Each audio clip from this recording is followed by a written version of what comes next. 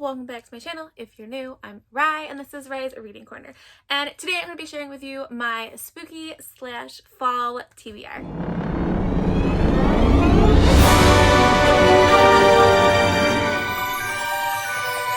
Hello, I'm Rye and this is Rye's Reading Corner. If this is the first time you are seeing my face or if you have not yet hit that subscribe button, I would greatly appreciate if you would do so. It's super easy and it really helps my channel grow. So, wow, it's been a little bit. Life is crazy right now. I have started back to teaching. The school year started and I am insanely busy. I have pretty much no free time. My free time is obviously spent with my family. And then I have been reading somewhat, but not nearly near my norm.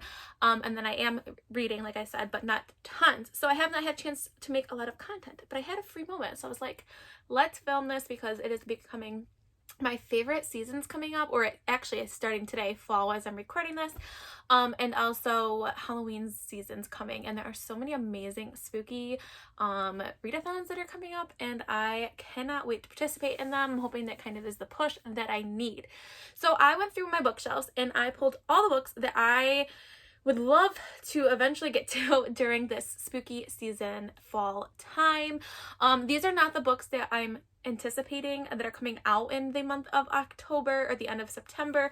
There are some ones I'm super excited about, like the Hex, something like that. It's like a witchy romance story. I'm super excited for that one. But these are books that I have off my shelf that I have been saving for this time of the year. So I kind of have it organized somewhat as I'm looking over here, but it'll probably not be organized as I go through this video because I'm a hot mess most of the time. So we're going to first start off with all of the witchy books that I want to read this month. Okay, so start off with witchy books. These are books, like I said, I'm going to be trying to pull for my October Jenga TBR. Be on the lookout for that when that comes closer to October.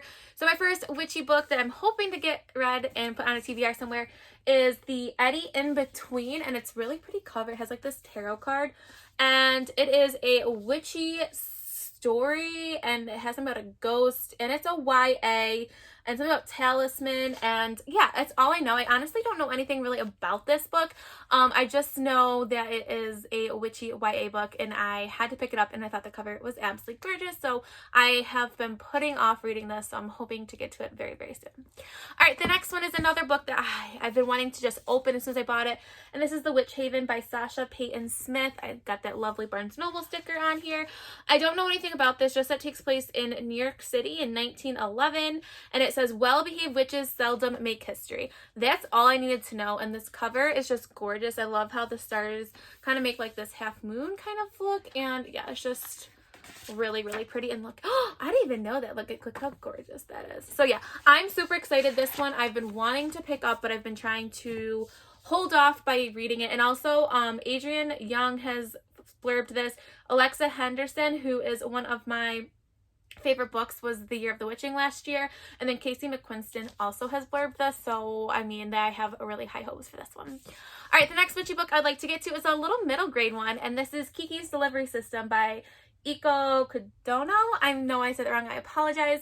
I hear everyone talking about this one, and I really want to dive into it and read it for myself. I think it's going to just be a cute little middle grade witchy book. Be perfect for my busy schedule and for readathons because it is super short. So yeah, I can't wait to finally read this and see kind of all the talk about what this book's about. So yeah, super excited for that one. All right, the next one is kind of, I'm not expecting it to be anything like earth-shattering. I read the first one out of this two book, and it's like binded together, and I want to read the second book, and that is the sequel to the Hocus Pocus book. So they took the movie and like rewrote it into a book, and then they have a like spin-off sequel in here. And yeah, so I'm really excited. And I did, like I said, read the part one last Halloween season. I'm not looking for anything earth-shattering. This is more just reliving my childhood and diving back into with the Sanderson sisters. So I'm super excited to just relive my childhood with this one. All right, so the next group is middle grade. So I know Kiki's delivery service was middle grade, but I wanted to put that one with the witchy vibe. So the two middle grades that I would like to get to in the spooky season is the Dark Waters by Catherine Arden. This is the third one in the Small Spaces series. I really, really enjoy this series. It follows 3 kids. Each story takes place at a different setting. Our first one takes place like in a corn maze farm type thing. The second one on a snowy alpine, and then the third one is something to obviously do with waters. So I'm really excited. Cool green cover. Again, this is one that I wanted to read right away, but I have pushed off because I want to save it for the spooky season.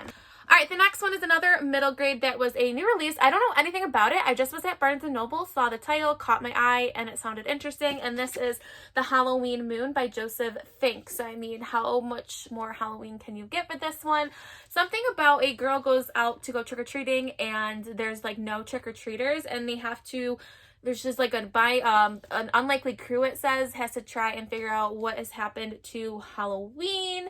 And yeah, that's all I know. I saw Halloween, unlikely crew, and trying to save Halloween. That was all I needed to know for this book, and I'm super excited. And I know this will fit tons of prompts for all the different readathons that are going on in October. The next one is like a mismatch of YA horror thriller type books. So the first one is Burn Our Bodies by Roy Powers. I've had this book for a really long time.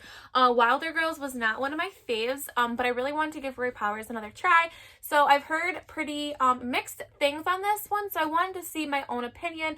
But it does sound, the premise sounds pretty spooky. It sounds about like a past and some unknown and something to do with moving back to a small hometown type thing. And I do really like the cover. I loved the cover for Wilder Girls too. So I'm really excited to give Roy Powers another try with this one. All right, so the next one is a new release, and this is Under the Whispering Door by TJ Klune. So this doesn't necessarily scream like spooky, but it has to do with like ghosts and the dead, and I just feel like it might be one of those cozy fall vibes that I need, and maybe a little breather between some of all this horror and thrillers.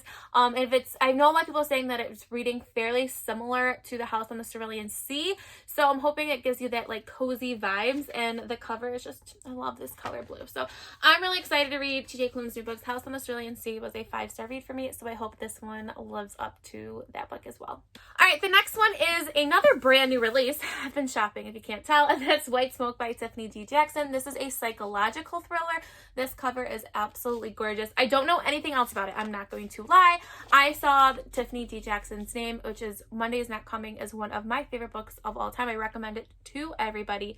And I saw a psychological thriller. So yeah, I mean, I bet this is gonna be really good, and I'm super excited to read this one. All right, the next one is a sapphic horror story, and this is The Dead in the Dark by Courtney Gold. I think it's more like thriller horror, I believe.